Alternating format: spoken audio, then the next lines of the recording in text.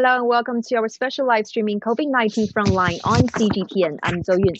COVID-19 Frontline, the special live streaming for experts from not only here in China, but also around the globe to share their thoughts, experiences, and fighting battle against COVID-19. And in addition to our expert discussions, we also take our questions from followers and on different social platforms such as CGTN official app, the official website, also CGTN official account on YouTube, Twitter, Sina Weibo, and more. So make sure that when you leave your comments, you can use the hashtag #MyOpinion on COVID-19. We do look forward to your hearing. And today we have 6 guests joining us today from different parts of the world. And on the Chinese side, we have a very distinguished guest from China, and it's Professor Cao Bing, who's the Vice President of China-Japan from China-Japan Friendship Hospital. Thank you so much for joining us, Professor, because actually Professor Cao was among the very first leading medical experts who were assigned to Wuhan, the frontiers of Wuhan at the very beginning, several months ago. And not only had he and his team helped so many patients recover, they have also published 2 papers already on Lancet, with more to come in the coming days, especially one more coming tomorrow morning. So this papers are expected to share with the readers around the globe about Professor Cao and his team, their observation, their monitoring and analysis of this disease in the past months. So thank you so much, Professor Cao, for joining us. And also we have several other guests from other parts of the world, and they are Dr. Hajit Bhatti, who's the National President, Progressive Medicals and Scientists Forum from New Delhi, India. Thank you so much for joining us. And also Dr. Bruno Ribeiro, who's the physiotherapist at Hospital Gloria do Rio de Janeiro in Brazil. Thank you for joining us, Doctor. And also Professor Amira Gamal, who's the professor and head of Public Health Community Medicine Department in Suez Canal University in Egypt. Hello there, Professor. And also Dr. Georgy Viklov, who's the expertise in virology, immunology, and allergy and educational programs in Russia. Hello there, Doctor. Last but not least, we have a guest joining us from the United States, and he is Dr. Isaac Chu, who's the assistant professor of immunology at Harvard Medical School. So thank you so much for joining us today, ladies and gentlemen. So without further ado, let's just start our discussion. How about we start the lady here? So Professor Gamal, do you have any questions for Professor Cao? Just feel free to raise them. Do you hear me? Yes, we can hear Hello? you perfectly. Yes, thank you so much for this meeting. I'm very pleased. I have 2 questions to Dr. Our professor from Wuhan. First question, I would like to know what are the faulty measures of infection control that led to the infection of our team of health providers. This is my first question.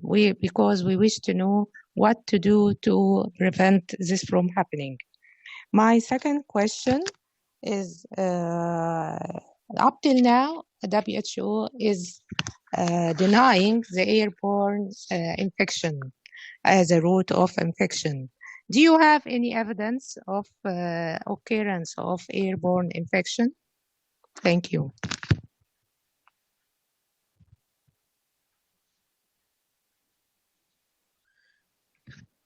Okay, I will talk at first, and I believe that all the experts, yes, from India, Egypt, and Russia and America have their opinions about it. So for the first question about the infection control and the personal protective, I think the first the most priority that the institution and all the healthcare workers, including the doctors and nurses, should take this situation as a severe situation. I think it is the most priority. And I got a message from doctors from other countries such as America, such as the Turkey, there's a question that Dr. Cao, did you go home when you work for work for the patients?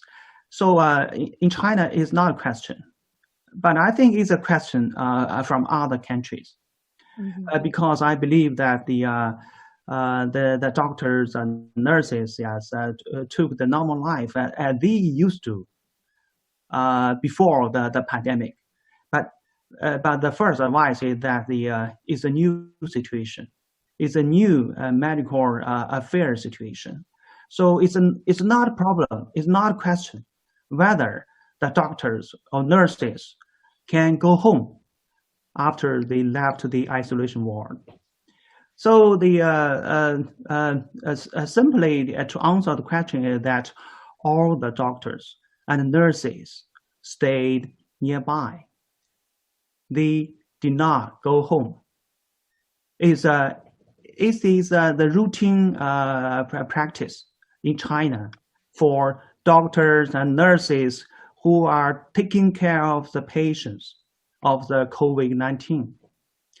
I think the second advice is that usually I was asked that, Dr. Cao, did you wear a mask in hospital? So yeah, that's maybe you will find it's lucky. It's a joke that whether doctor nurses wear mask, but it is a question that I had ever been asked by some doctors from other countries. So you can understand. So the question is that how do you protect yourself? I think the most priority is a mask. If you work in the isolation ward, in the ICU, to take care of the COVID-19, you should wear the N95 mask. But after you left the isolation ward, you left the ICU, you should also wear the surgical mask. It is the most important. So I think the other kind of the health protective, such as the cap and the gown, are also helpful. But I think the most important is a mask. So if you keep in mind that is a infectious disease, is a disease can be transmitted from one patient to a second. So you should. This should be in your mind. Yeah. You should keep the fact in your mind for every minute, every second. I think it is the most important. And the second is a mask. And the third is the hand washing. I think is the most important. So your second question about the hospital acquired infection of healthcare workers. So yes, the answer is true. But the infection occurred before that is widely realized of the transmission of the disease. As soon as you realize that is a disease that can be transmitted from in the medical settings, there's no more. So this is the success and experience from China. Okay, thank you very much. So I want to hear the comments from other doctors from other countries. So sure, Professor Cao, so you want to hear the comments about from other countries, maybe how can they, what are the measures that they're now implementing to protect their medical workers or some of the infectious ways that they have witnessed, right? Yeah, sure. Sure. So who would like to share? Maybe, Madam, we can start with you with some of your observations in your country, such as measures for protecting, like PPP, measures for protecting medical workers, and some of the infectious ways that you have been witnessing.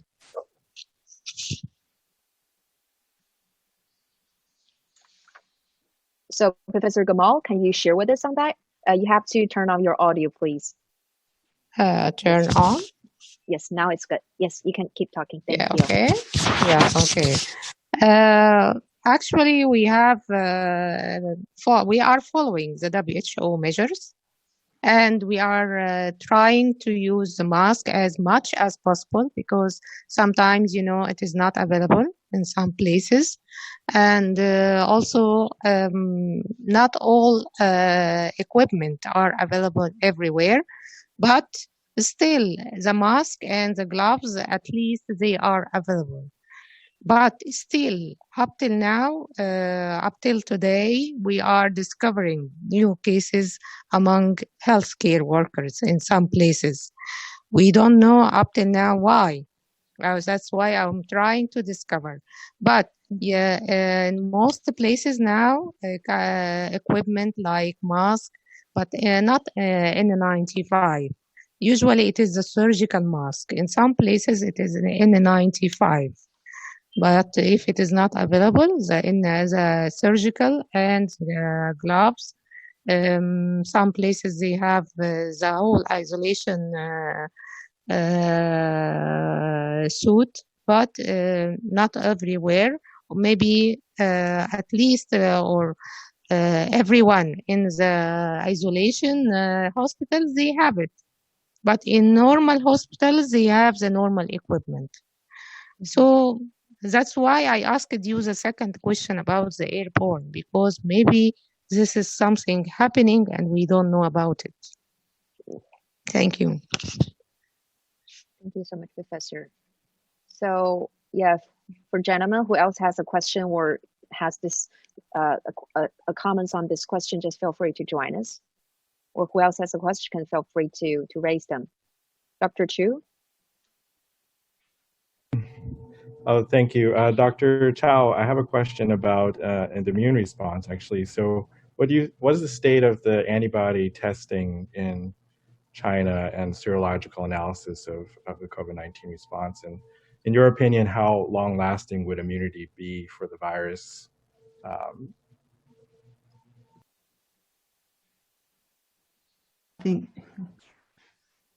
think it's a very, very good question about the antibody response after contact or infection by SARS coronavirus 2. From the research work of Chinese scientists, it seems that the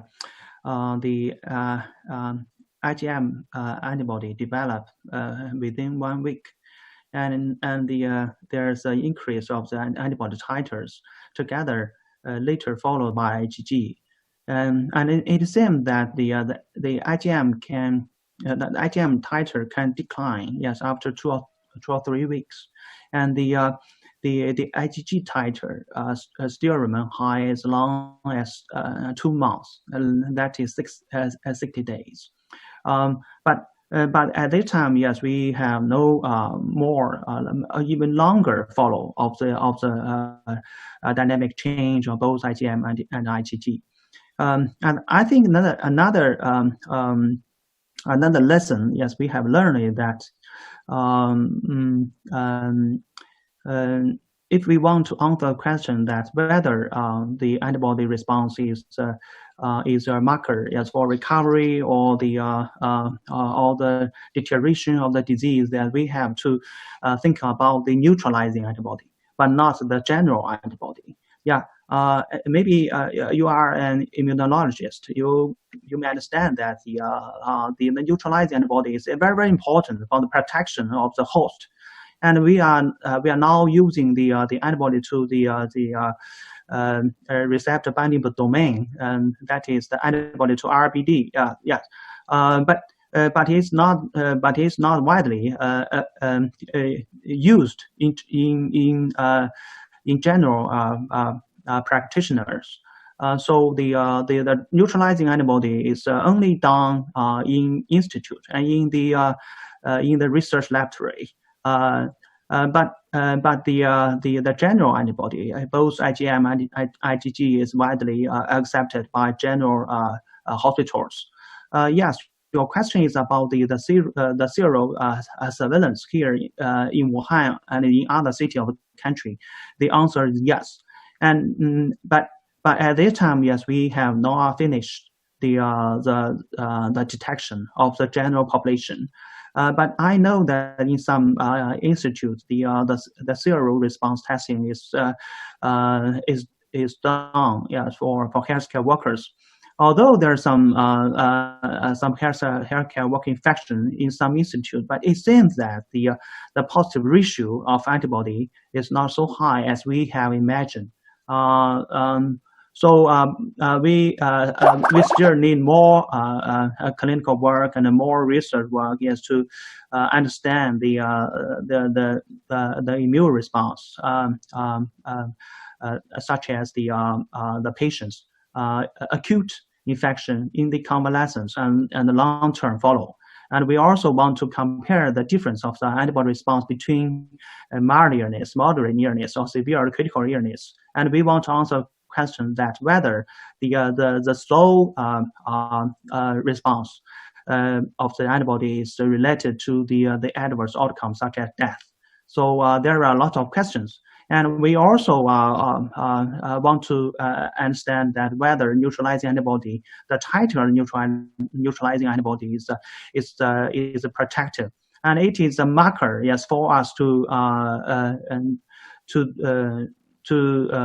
clinical trials of the convalescent plasma. Yes, for the treatment using convalescent plasma, we should have the data of the neutralizing antibody. Yeah. So yes, your question is very, very important, and there are more clinical or scientific problem we have to no answer. Yeah, thank you very much.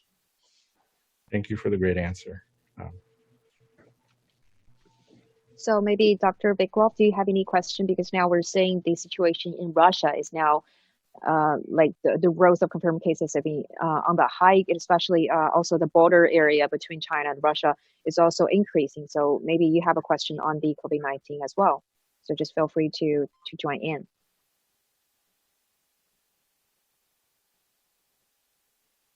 Yes. Hello.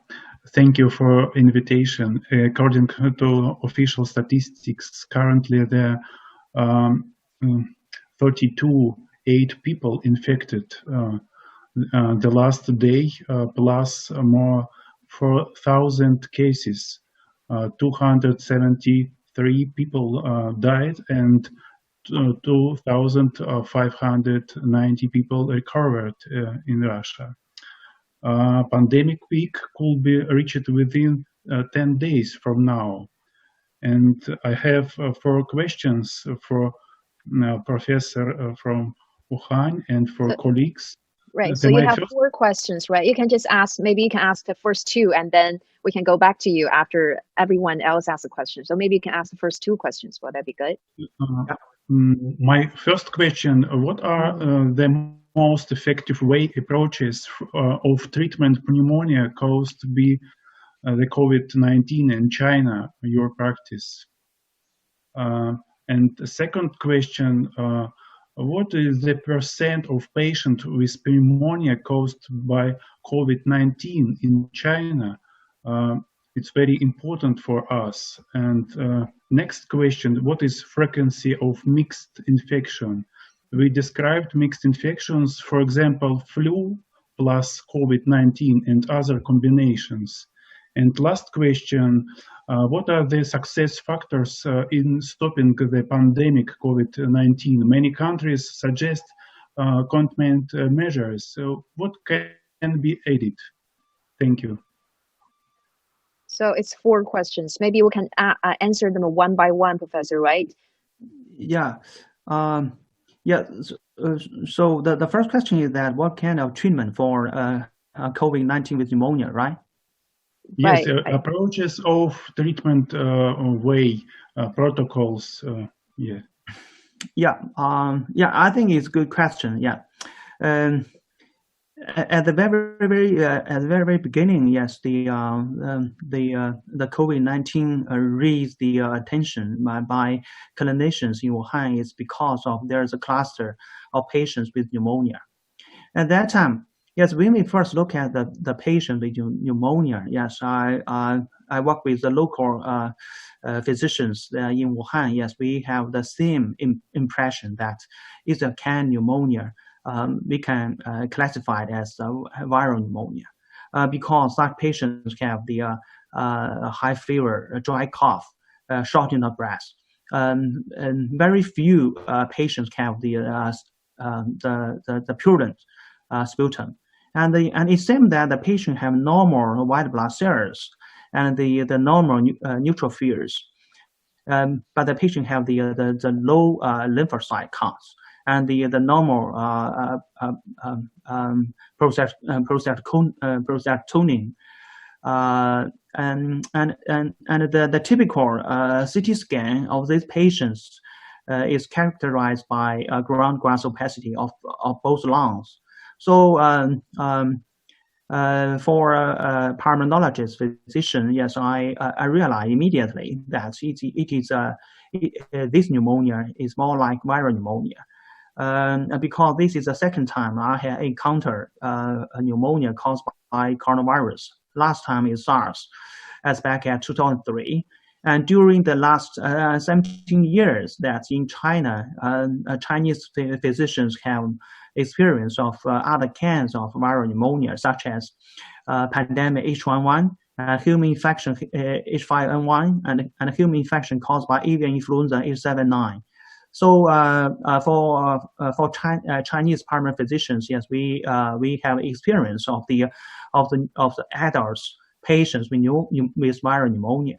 So it is again another time yes we have viral pneumonia. Although at the first days yes we have no idea what is viral pneumonia is caused by. It takes Chinese scientists about 1 week yes to get to know that is the causative pathogen is a novel coronavirus, and now the virus is named SARS coronavirus 2, and the disease is called COVID-19, and maybe you have already know about it. At the beginning, yes, we have thinking about yes, what kind of treatment we can help these patients with pneumonia. For viral pneumonia, yes, it's a disease of infection. It's a disease caused by viral infection. So the easy way to think is that whether there's any antiviral therapy for viral pneumonia. So it's a logical and easy way of thinking. As soon as we got the answer of the disease is caused by coronavirus, yes, we have go back to the treatment choices of SARS and MERS, and you have already known that. When we look at the literature of the doctors published during SARS and during MERS, and a drug comes out. The drug is named lopinavir. During SARS, the physicians in Hong Kong, China, has treated SARS patients with lopinavir with success. And also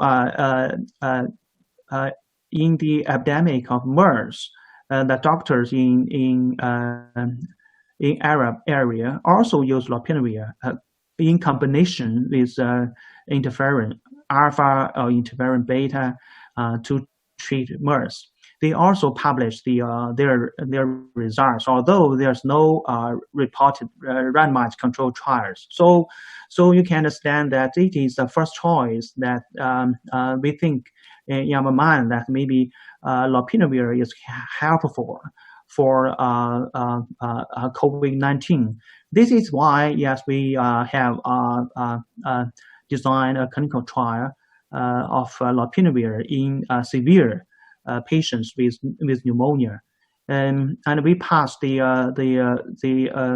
RB approval as early as January 9th, and we have successfully enrolled 199 cases of randomized control study.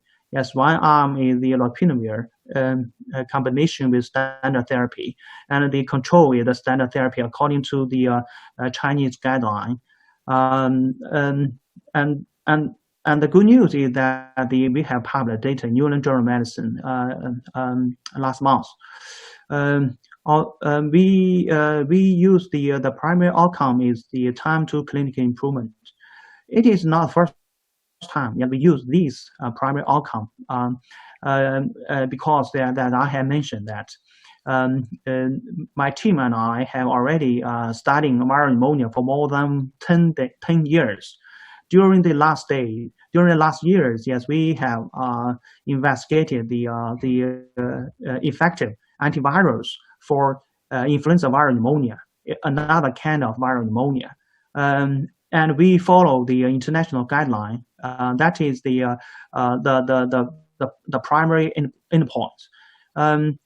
For many years, the virologists and the clinicians all over the world are thinking about what is the optimal primary outcome to evaluate antiviral therapy against viral pneumonia. The answer is that there is agreement that a seven category ordinal scale is the optimal primary outcome. That is that such as 7. This is a 7 category. 7 means death, and 6 means the patient on ECMO or invasive mechanical ventilation. 6 non-invasive ventilation or high flow. So you can understand it is a complicated endpoint, but not a very not a single alive or death or something like that. It is because of the viral pneumonia has the complex nature. So this is why we use a 7 category ordinal scale to evaluate the efficacy of a kind of antiviral. If we look at the intention to treat population, the time to clinical improvement, there's no difference of the two arms. But in the lopinavir arm, there are 3 patients with early death, and they did not receive lopinavir even once. So if we exclude the 3 patients out of the intention to treat group, that is we define that the modified intention to treat. So if we do the analysis of the modified intent to treat analysis, we have the significant difference between lopinavir treatment group and the control, which means that for lopinavir treatment group, the time to clinical improvements is significantly shorter compared with standard therapy. And we also have many other secondary outcomes, such as 28 days mortality. Although there's no significant difference, but if you look at the number, lopinavir group, the mortality is 19%, but for the control group, the mortality is 25%. So there's a trend that lopinavir treatment may have the benefit of survival. And we also studied the successful ratio on day 14 and day 28. Because in our protocol, we use lopinavir for as long as 14 days. So you may understand that why we choose the evaluation time point of the day 14. On day 14, the successful ratio of the lopinavir group is much higher compared with the standard therapy. And we also evaluated the ICU stay. And the data show that for lopinavir group, the patient stayed much shorter in ICU compared with the standard therapy. So the first suggestion from Chinese doctor is that from the experience of the treatment of SARS and MERS, again in SARS-2, we still recommend lopinavir as one kind of antiviral choice for the treatment. And I have another advice to you that in our clinical trial, the median from onset to the first dose on the antiviral is as long as 13 days. It is too long. it is because of the delay of the molecular diagnosis, and also because of the high disease burden during the early days of the pandemic in Wuhan City. So another advice is that if it is possible that you use the lopinavir for the earlier use of the virus, such as the patients on less than 7 days or less than 5 days. I believe that the beneficial will be larger if you use the antiviral earlier, compared with we used as a median of 12 to 13 days. There are also another choices of antivirals, such as remdesivir, but I cannot give you the exact answer. We are trying to do the analysis, and maybe you can find out data. Yes, and you may also know that the choices of chloroquine and hydrochloroquine, and there are some papers from French doctors and also from Chinese doctors, but there's no definite answer to the chloroquine and hydrochloroquine.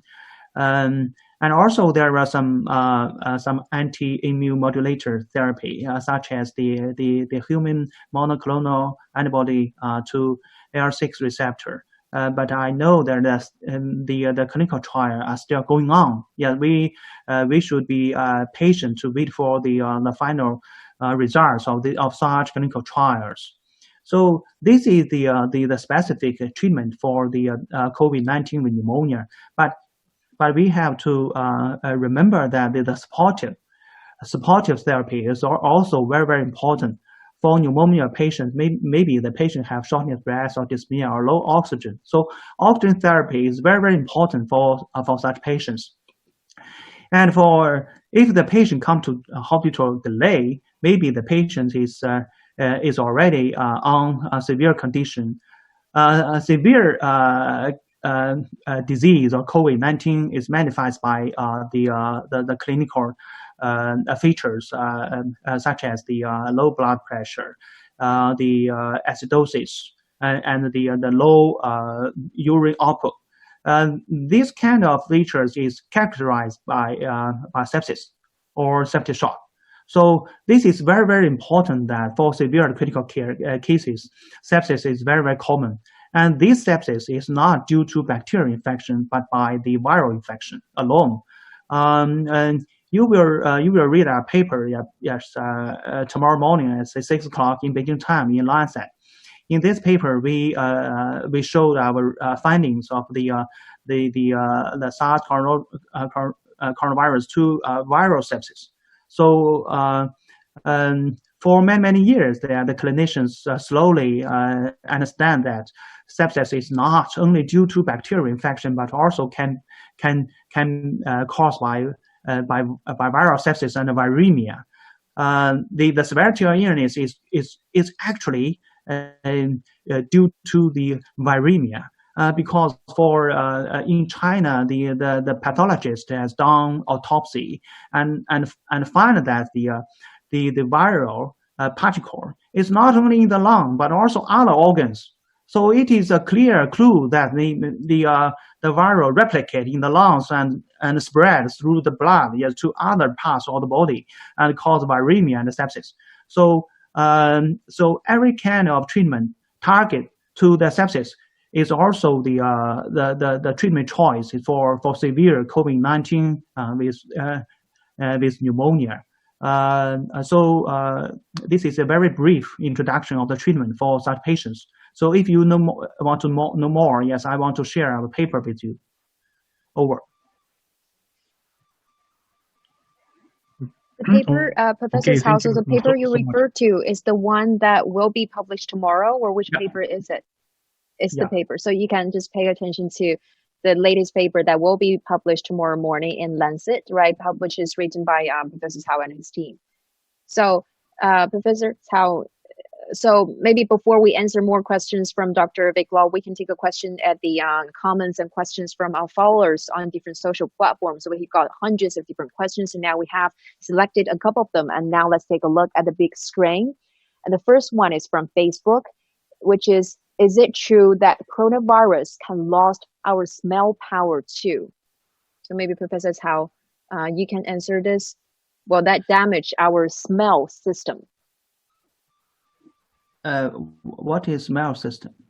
Like 嗅觉, like maybe after you diagnose of the COVID-19, you can't smell anything, or like your smell system is being damaged. Oh, is that true?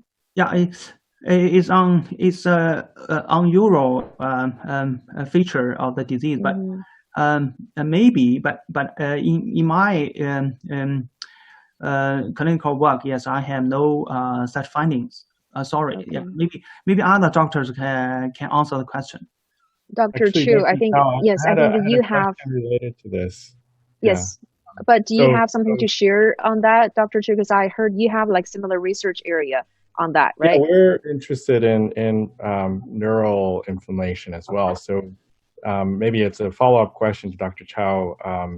There's now been a few, actually in New England Journal, about neurological symptoms occurring. So maybe not smell, but there's the idea that maybe the virus gets into the brain and even attacks the respiratory centers of the brain. So do you see any evidence of neurological symptoms in your patients? And could that be contributing even to the ARDS in some way?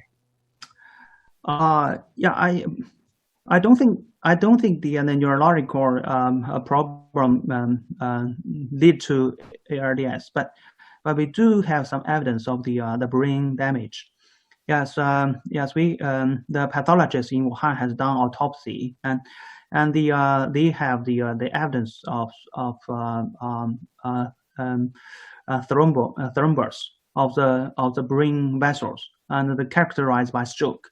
This is one of the problem, yes, we have in severe COVID-19.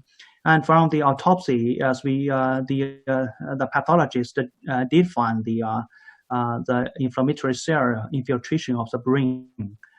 So it's a clear evidence that the neurological, for example, the brain tissue is damaged by the inflammation. So yes, your comments is correct that there's a neurological a problem of the severe COVID-19 over. Do you have any evidence if the virus itself gets into the brain, or do you think it's an immune response? Yeah, no, not yet. Yes, at this time there's no direct evidence of the viral particle in the brain tissue.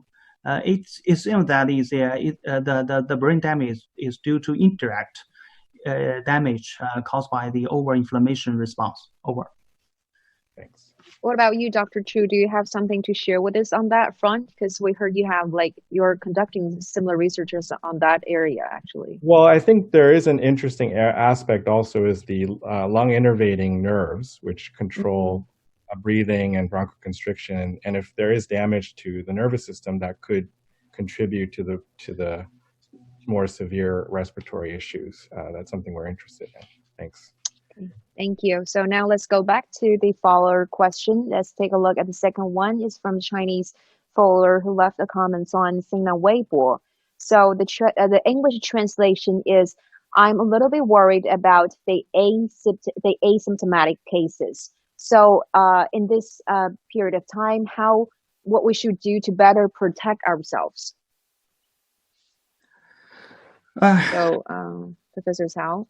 Yeah, regarding the asymptomatic cases, like for general public, what we should do to protect ourselves. Is there something, some suggestions that you can give us?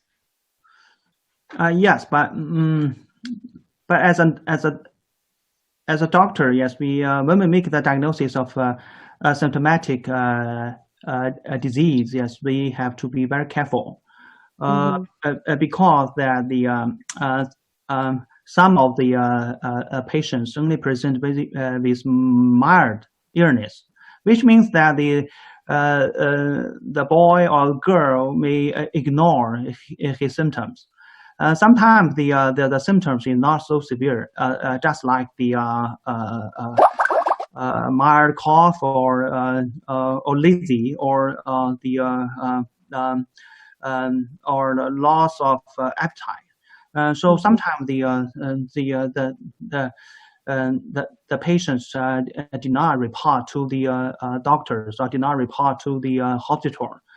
So if you, as a doctor or nurse, if you look after the patient and ask in detail what he or she feared about his cares, maybe you can find some clue of the mild symptom. But you are right that for patients with mild symptoms, they also have the capability to spread virus. And so I think the most important is that we should ask for the contact history of a patient, and to study very, very carefully of his symptoms, and to keep the personal protection. I think at this time the advice to the asymptomatic patients is similar to other mild illness, which means that the isolation and to close monitor, because there is a minority of patients may progress from the asymptomatic to symptomatic condition to symptomatic condition to severe condition. So they're really a concern about the development of the progression of illness.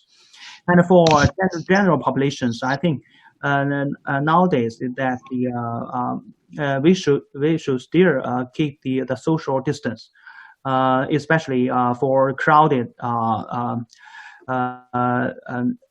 such as the environment, such as subway, such as the shops, or such as the hospitals or schools. That they are, I think it's not it is not or that we can return our normal life. So self-protection, both in hospital and outside the hospital, is very important for general population over. Okay, thank you so much, Professor Cao. And now I think we can go back to our. Yes, please. Yes, please. But before we take your question, sorry, Professor Gamal. But before we take your question, I think there's also a question from Dr. Viklov before, because he also asked a question about mixed infection, right? Yeah. Okay. Dr. Viklov. Thank you. Can you repeat that question, the one on mixed infection, where you think it's been already answered?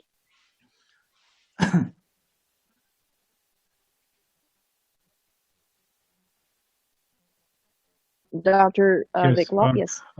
Currently, total more 1,007,080 tests are performed in Russia during pandemic. The potential is more than 100,000 tests per day. A unique test system that identify RNA of SARS, MERS, and SARS-CoV-2 has been registered. Very important second question. My question for Professor Cao from Wuhan. My question about what the frequency of mixed infection.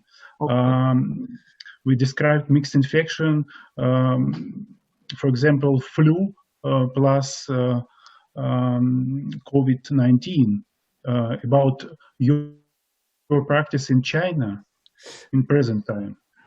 Okay, I think it's a very, very important question. Yes, when we talk about co-infection, yes, we have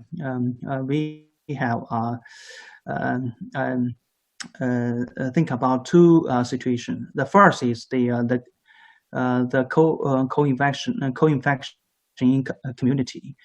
Second situation is that the not co-infection but secondary infection in hospital setting. So let me first introduce the co-infection in community. During the last 3 months, there is also the flu season. in northern part of China, the flu season begins in the mid-November, last mid-March. So you may understand that the first case of COVID-19 in Wuhan comes from in the month of December, just on the peak of the flu season. So it is not surprise that we have co-infection of flu virus and the SARS-CoV-2 virus, but the number of cases not so many.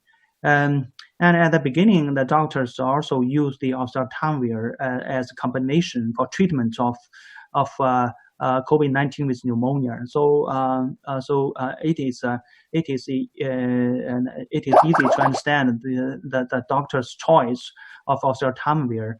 I don't know what is the percentage of your country in Russia, but I read a paper published 2 days ago in JAMA. This paper comes from America, and they also do analysis of the mixed infection in the community. From their report, we can find that the predominant pathogen co-infected with SARS-CoV-2 is the rhinovirus, enterovirus, followed by RSV, and followed by other kind of coronavirus. That you may understand that there are several kind of coronavirus distribution among the community. It seems that influenza virus, both influenza A and influenza B, is not so common in their report in America. The second situation is the secondary infection of the patients during in ICU. It's really a problem for severe or critical case patients, and especially for those with invasive ventilation.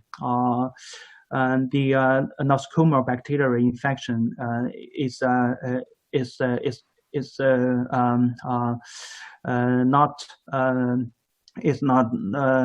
a rare problem, but in Wuhan, we did close microbiology evaluation of the patients with intubation, and to try to get the timely bacterial diagnosis of the co-infection and give them the appropriate antibiotics.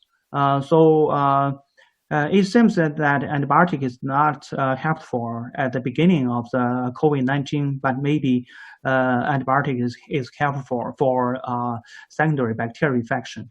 And also, there are some cases with secondary fungi infection, such as aspergillosis. So the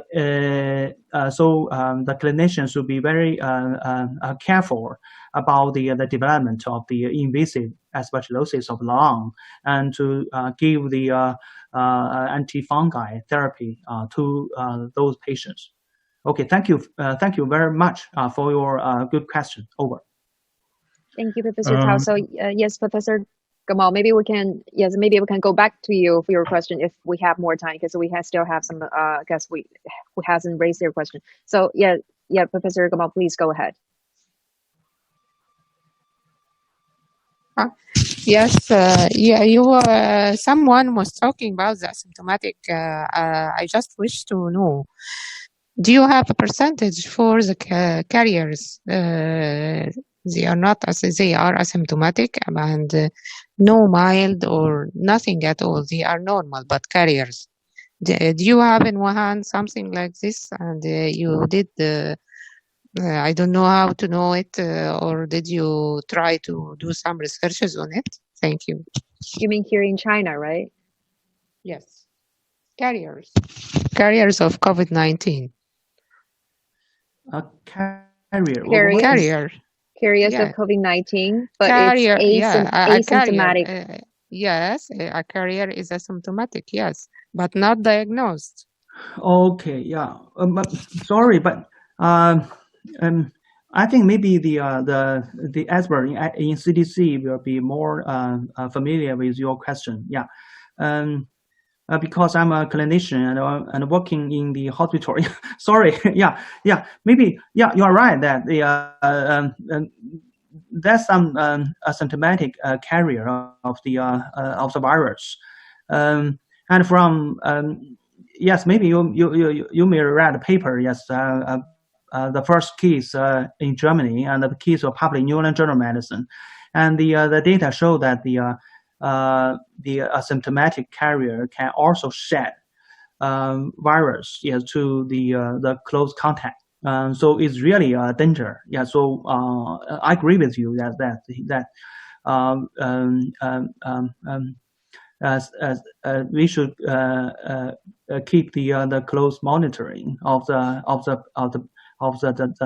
asymptomatic carriers. But but how can we find the asymptomatic carrier? I think a clue is that we should trace the contact history, especially for those with close contacts with infectious disease, such as relatives, such as friends, such as working closely in one room, or yes, in the crowded situation, such as school, or such as the travel, the same in the same airplane, and sit together. Such population should be monitored very closely. There is a concept of the quarantine. Nowadays, that in China, there's a strict policy of the 14-day quarantine for close contact of the population with the disease, the illness. So although the policy is strict, but I think it will be helpful, yes, to protect the general population. Over. Thank you. Okay, thank you. So Dr. Bati from India, maybe you have a question for Professor Cao.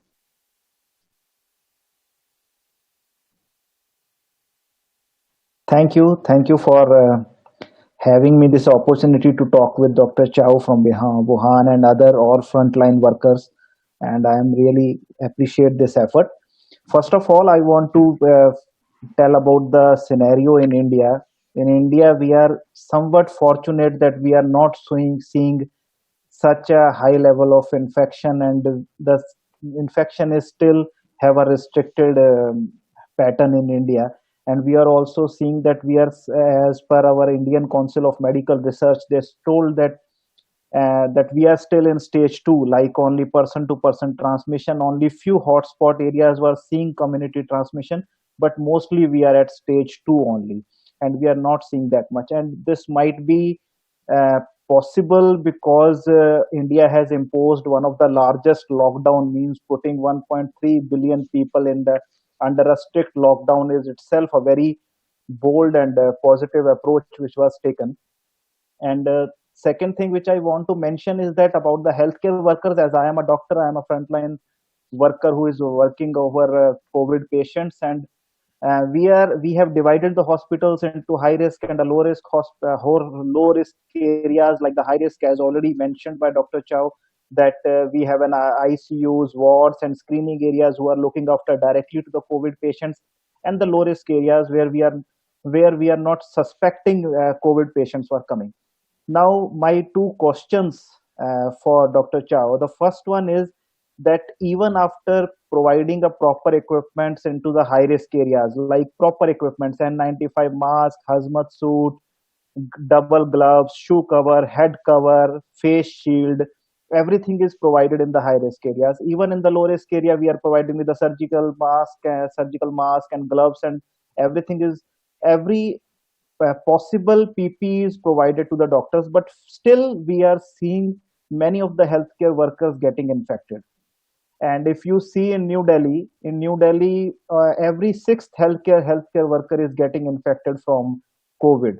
Apart from providing all these things, so first thing I want to understand from your experience that what will be the reason for this? That whether the PPEs were not working properly, or there is some other mode of transmission which we don't know, or hospitals. Is it wise to convert hospitals into high risk or low risk areas? This is the first question. Yes, Second, we can stop here. Let Professor okay. Cao answer the first question. You mean Okay. 6% or first 6% of every, medical? yeah, every sixth healthcare worker is getting infected. From 100 people, from 100 medical workers, or Yeah. okay. So yes, Professor Cao, we can answer this question first. Yeah. Yes, I went to Delhi once. Yes, I believe that Delhi city is beautiful, and India country is also very beautiful, and you have a long history. To my understanding, that I think the protection to healthcare workers is very, very important. Doctor, nurses should protect themselves. Then they can take care of the patients. So, but I think the protection of the healthcare workers is not the job of doctor, nurse themselves. It's the job of the institute. It's the job of the headquarters of the hospital.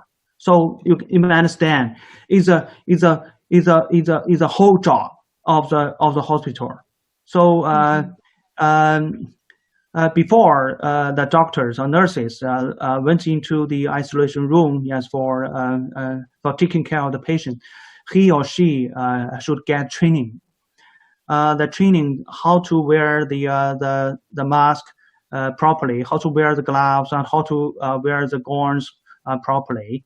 And before he or she went into the isolation room, the infection control personnel is watching that they change their clothes. So it is very, very important. You cannot think it's waste time. I think it is very, very, very, very important. So in my experience, that if there's some cases of the healthcare workers, it must be there's some mistake in that institute that you have. I think another advice is that the doctors or nurses should not spend so many hours in the isolation one time. In general, in Wuhan City, and the nurse work hour is 4 hours once, and transfer to the second team. And for doctor, the working hour is no more than 6 hours. So I think it's a regulation, just like driver. The driver should not drive the car too much time. Yes, you should have rest for the next work hours. So it is so important, and the institute should provide the hotels or rooms, yes, for health workers after they have left the isolation room, and to give them the enough enough condition for rest, for enough nutrition, enough food, enough water, and the institute should spend a lot of money, a lot of time, a lot of effort, yeah, to take care of the healthcare workers. It is very, very important. So I can give you the data there. There are more than 40,000 doctors and nurses are working in Wuhan City during the last 2 months. None of the health workers get infected. We can do it, and you, Indian, can also do it. Please believe me. If you keep the rule for every item, you can prevent the nosocomial infection of health workers. Yeah, it's true. We can do it. Thank you very much. Thank you, Professor Cao. Actually, I think your idea was very similar to an idea which was shared by a hospital president from Zhejiang, which we talked to about a couple of days ago. I think you and him shared a very similar idea, because protecting the medical workers at the front line especially is not the business of this doctor or this nurse. It's more about the management level. It's more about the administrative level. They should prioritize, for instance, the protective gears, protective masks, or anything to those who are fighting at the front line. And they should have this streamline, or they should have the standard for everyone who are working at the front line. It's also not only about physical health, right? They also actually, when they send people to Wuhan, they bring psychologists and to make sure that they are mentally healthy as well. So it's more about the system, or it's more just as Professor Cao said, it's not only about like me, I should be taking care of myself. It's more about you have the hospital in the back, you have the institution to help you to protect the medical workers as a system, more systematically, right? So yes, Dr. Bhatti, you can continue with your second question. Yeah. So thank you for telling the very.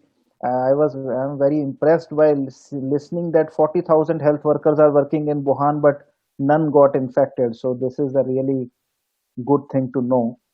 My second question is about the drug repositioning of hydroxychloroquine, because now India and USA are asking lots of question of this anti-malarial drug hydroxychloroquine out of about its effectiveness and whether it's important for prevention or even have any role.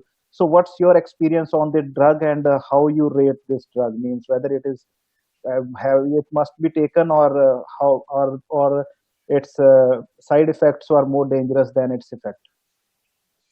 Yeah, I think the question is very important. That the first report is from a group of French doctors, yes, in Paris, that they reported that the hydrochloroquine is beneficial, for mild COVID-19, and in their research, they also compared the change of the viral RNA. And they report their data in IgA, in the journal of IgA. And as soon as they published the paper, the American president said in the TV show that the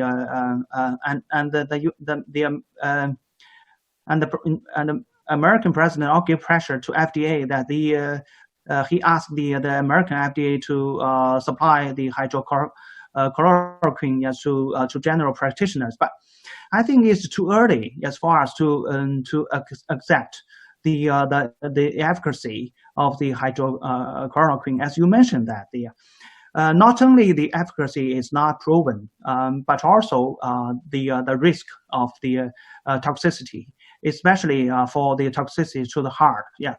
So I do not recommend the widely used hydrochloroquine, yes, in your country. Yes, before that we have the solid data about the efficacy and safety. And if you are interested, you may read the preprint paper from China. The study was conducted in Shanghai by doctors in Shanghai Beijing Hospital. I believe it is the largest trial in the world, yes, to study the efficacy and safety of hydrochloroquine. But their data did not show the efficacy of the primary outcome is a 28-day negative of the viral RNA, but the data show that the result is negative. We do need more clinical evidence of the hydrochloroquine in the treatment of COVID-19, both mild illness or severe illness. But the advice from me is that be careful about the use of hydrochloroquine in your country. Over. Okay, so before we take the last round of questions from our experts, we can take a look at the big screen, because I think we have a question, especially from India. So maybe Professor Cao and Dr. Bhatti can help us answer that. So let's take a look at the second question. So is there any relationship between temperature of the country and its spreading capacity. How does virus act on high temperature countries such as India? Will high temperature reduce the capacity of viruses? Professor Cao, do you have any ideas on that topic? Like the relationship between the spread of virus and the temperature of a country? Yeah, I think it's a difficult question. Yeah, because there's at this time there's no scientific findings. Scientific findings to answer the question, the temperature and the spread of illness. But I think the question comes from our knowledge about the seasonal influenza. When we talk about the seasonality of a viral disease, it is usually after several rounds of transmission among the population. But we have to keep in mind that it's a new disease, and every human being is susceptible to infection of the new virus. It is a fact. Yes, we have to keep in mind. So I don't think temperature is a key factor to influence the transmission of the disease. And I think that the key point is that the susceptibility of the human being. If there's no immune barriers, the transmission of the disease is easy. I do hope that the rapid development of the vaccination. I think only after the wide acceptance of the vaccination, yes, we can stop the spread of the disease. Over. Thank you, Professor Cao. What about Dr. Bhatti? I think maybe the reason for our viewers to ask the question for a country like India, I guess, is because, for instance, in India, it is actually a very highly populated country, but the confirmed cases now that you have is around over 13,000. So maybe not as much as is the number of population. And that's why people may think maybe it's in those tropical areas, in the country which are hot, maybe it somehow avoid the further spread of virus. Do you have any ideas on that, or any other experts in our dialogue can share their opinions on that a little bit? I think, even there is no evidence, as Dr. Cao already told, there is no evidence of any effect, but there were few of the suggestions, opinions by experts from different parts of the world who says that humidity and temperature might have a role, but it's very early to say these things. Though India is seeing a less number of patients, but we are seeing all sort of spectrum of patients as seen in rest of the world. Means there is no difference in as such the patients. Means more than 11,000 patients we have positive cases, and even the deaths was seen here. And the less number of patients might also be because of the reason that our testing criteria is somewhat very restrictive, or a very we are testing only those people who have a history of travel from outside, or the history of contact with positive patients, or the healthcare worker, or those people who are getting infected and hospitalized because of severe acute respiratory infections or influenza-like infections maybe, but only hospitalized cases. And we know the spectrum of this disease, that almost 80% of patients might have a mild symptom, or they don't need hospitalization. So those patients might not be getting tested at a large scale. So low testing might be one reason for less numbers, but otherwise the spectrum is almost same as rest of the world. And I don't think that at this point of time we can't say that temperature and humidity has much role with this disease. Okay, thank you, Dr. Bhatti. Thank you. So how about Dr. Ribeiro from Brazil? Do you have any question for Professor Cao? Because I know you have nearly 2 decades of experience in your experience. So maybe you can share with us your expertise and also your ideas on this issue. Thank you. Thank you. Yeah, of course. I'd like to take the invitation and say hello to all my colleagues from all over the world. And yes, I have, actually I prepared 3 questions, but I will make only 2 of them because of the, it's already 10 o'clock. So, Dr. Bin, I'd like to know, what is what is the experience with non-invasive ventilation support, ventilator support in COVID patients? And also in Brazil, 2 specific measures have emerged. The use of a bubble to protect the professionals for non-invasive ventilation use, and an acrylic shield for the moment of orotracheal extubation, also to protect the professionals. And has this practice been used or repeated in your experience? Those are the 2 questions. Yeah, thank you.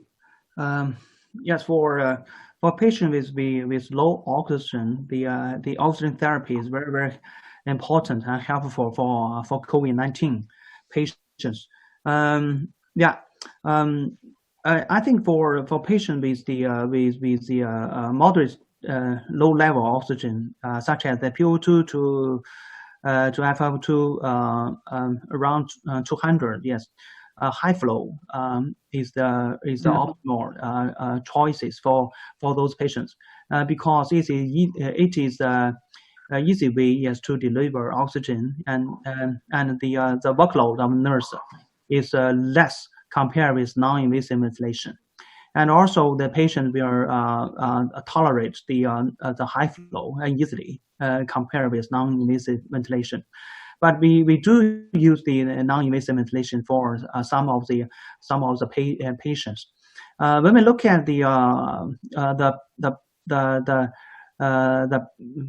pathological changes of the COVID-19, it seems that although that it seems that it is the ARDS, but the ARDS due to COVID-19 is different from the ARDS due to the influenza viral infection.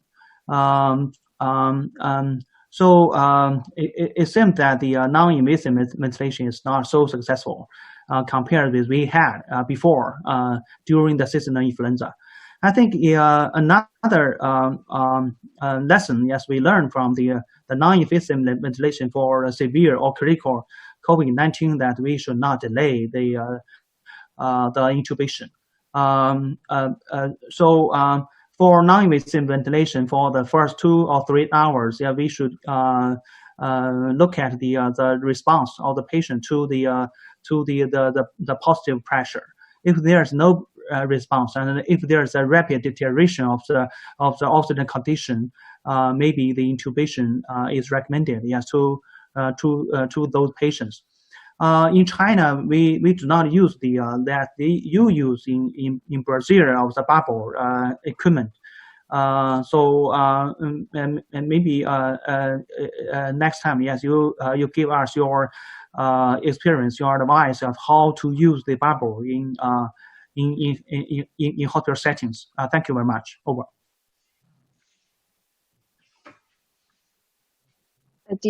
You said you have one more question? You can, yeah, just go ahead.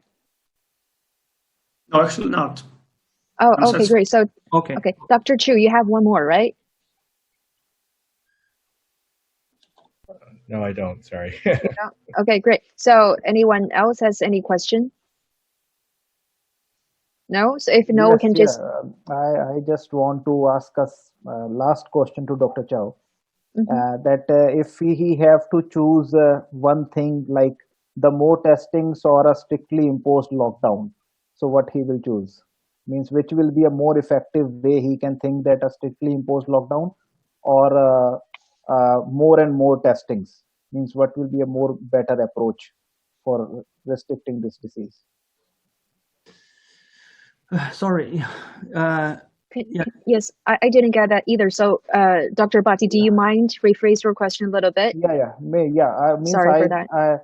I just want to know, means if we have to rate, or we have to say that which is a better way of containment of disease, whether it's a strictly imposed lockdown, means putting all of the people inside the house, or more and more testings like COVID-19 testing of more and more peoples, like going visiting house to house and asking for influenza like infection symptoms and testing them. What will be a more better approach? Means whether more, like if the WHO says test, how much it is important like to test more, or a strictly imposed lockdown and maintaining social distancing is also do the work, and means what he thinks that, what is his opinion about the test? Yeah. Yeah, I think the question is very, very important. Yes, about the testing of the disease. I don't know that in Delhi, yes, in your country, yes, how often, yes, do you use the microbiology testing in your hospital? Yes, usually in hospital there's a general panel of the microbiology testing, including the bacterial test, fungi test, or the virus test. So I don't think that you will change your routine microbiology testing examination in your hospital, but because it is the global spread of a new disease, COVID-19, so you should have the capability of the RNA detecting of the SARS coronavirus too. So if you have a patient with a clear contact history with another patient, you should do the testing.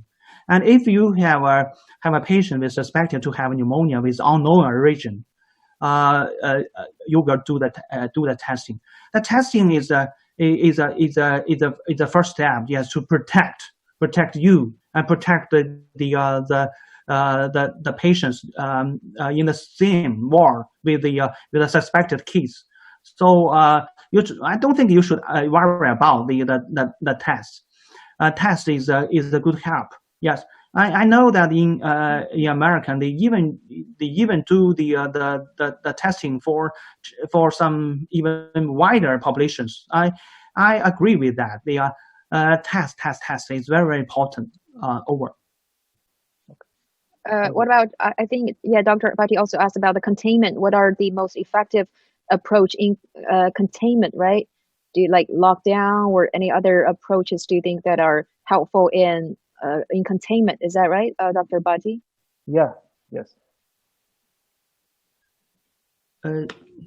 So what are like containment, like what are the best measures in stopping or preventing the virus from spreading? Should it be like the lockdown of a certain area, or how helpful do you think that is? Yeah, it's also very difficult. Yes, question. Yes, I'm not policymaker. Yes, I cannot. Yeah, I cannot give you the exact answer.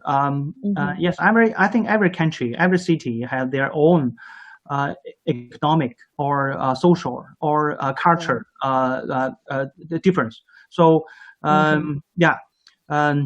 Whatever policy you follow, I think the policymaker will listen to the general populations and to find a reasonable way to do the contain measures to control the disaster. Over. Thank you so much, Professor Cao. Well, with that, we're going to wrap up today's discussion, in which Professor Cao and also our international counterparts share their thoughts on some of the most pressing issues, such as what are the most effective ways in helping and protecting the medical workers who are fighting at the front line, as well as what is the percent, or what are some of the treatment options here in China in fighting COVID-19, and also the frequency of mixed infections here in China. And hopefully the experience shared by Professor Cao could help those countries to avoid detours and also fight better in this battle against COVID-19. And if you have more questions, or if you want to gain a better understanding of the disease and also the treatment, you can take a look at the paper published by Professor Cao and his team on Lancet. They have already published 2 papers, and there will be one more coming up tomorrow morning, Beijing time at 6 a.m. So all these papers hopefully help you gain a better understanding of the different stages of this disease. So thank you so much, Professor Cao, for your time and your contribution. And thank you so much for our international guests for joining us today. And a big thank you to our followers who have paid close attention to our special live streaming in the past weeks, and we'll have more to come in the upcoming days. Thank you and goodbye. Okay, thank you. Bye. Thank you. Bye.